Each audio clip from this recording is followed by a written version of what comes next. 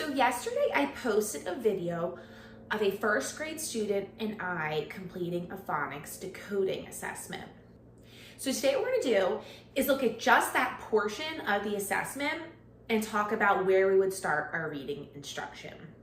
I will be showing you where you can get started in the UFly program based on our data, but any excellent phonics program is going to have a very clearly laid out scope and sequence.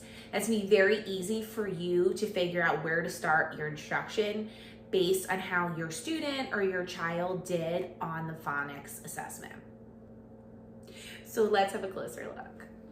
So looking at this assessment, starting with CVC words, you'll notice the student scored 9 out of 10, missing only one word.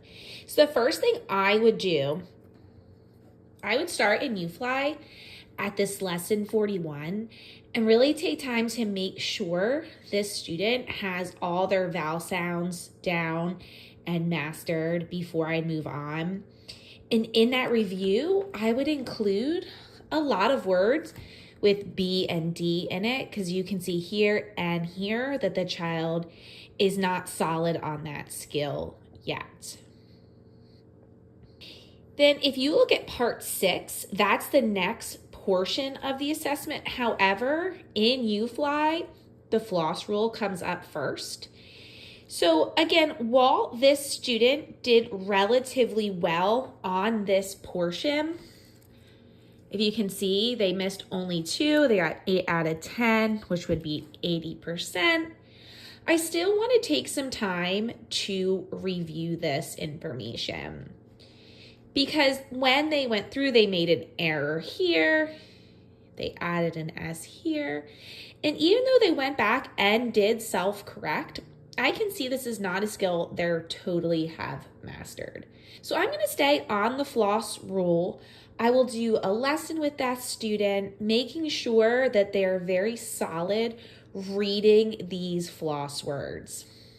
Then I'll move into digraphs, since again, like I said, with UFly, that is how the program is structured. If your program is structured differently, follow that scope and sequence and pay attention to the skills your child needs review on.